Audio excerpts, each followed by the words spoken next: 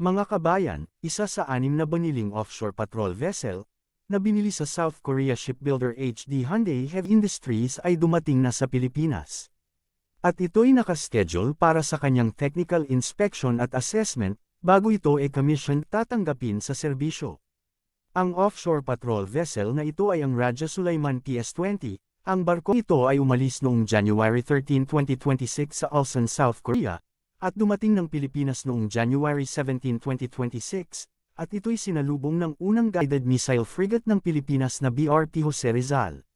Malaki din ang barkong ito, halos kapareho na ng BRP Jose Rizal class frigate.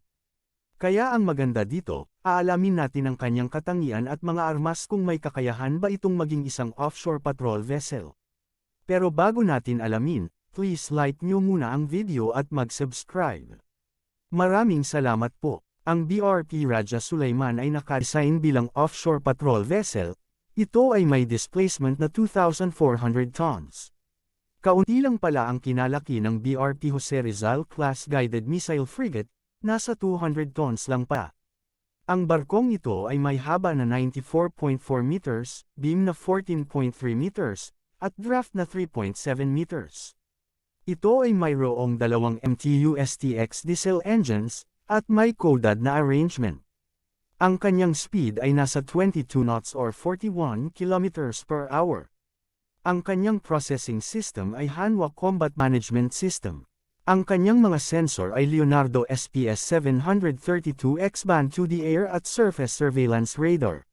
Mayroon din itong identification friend or foe system, Hensoldt UK Sharp IMIC.11 I-band navigation radar, Safran Paseo XLR extra long-range optronic sensor suite, at Anshot Synapsys NX integrated nav and bridge systems.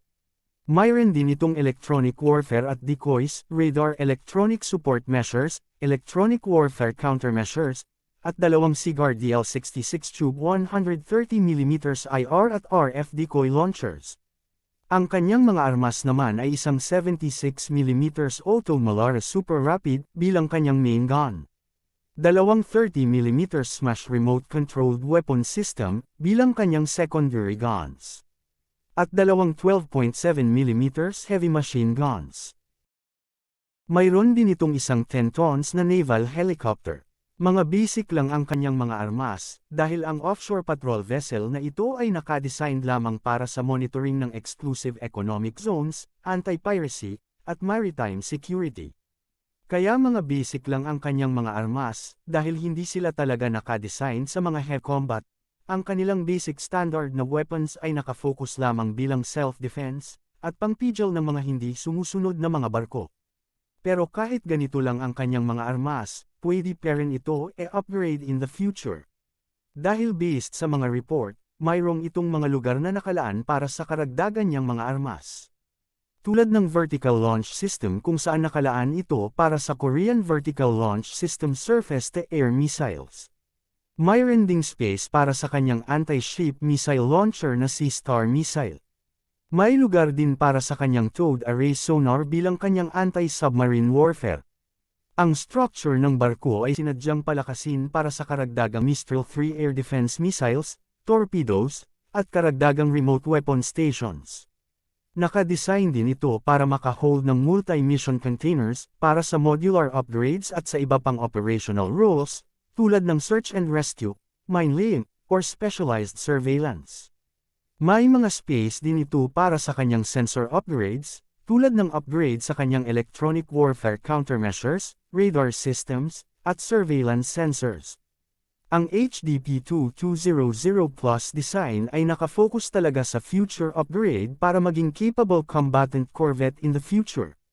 Kung may lagay lahat ng armas niya at mga sensor na naayon sa kanyang design, magiging heavy combatant ang barkong ito. Pero kung sa akin lang, sana hinanapan na ito ng budget para makumpleto na ang kanyang mga armas at sensors, bago dinala sa Pilipinas.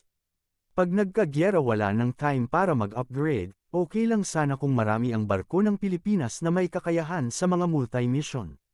Kaso iilan lang naman, dapat puro missile capable at ready combat ang pinagagawa ng Pilipinas, para kahit anong misyon ibigay walang problema. Sayang lang kasi kung basic lang ang kanyang armas, dahil malaki na ang barkong ito at bago pa. Kaya kung makumplito ang armas nito na naayon sa kanyang design, hindi nakakabahan ang mga crew nito, kahit ipadala ito sa West Philippine Sea. Pero may report na magkakaroon ito ng early upgrade, kaya abangan na lang natin. Yun lang mga kabayan, maraming salamat sa time ninyo.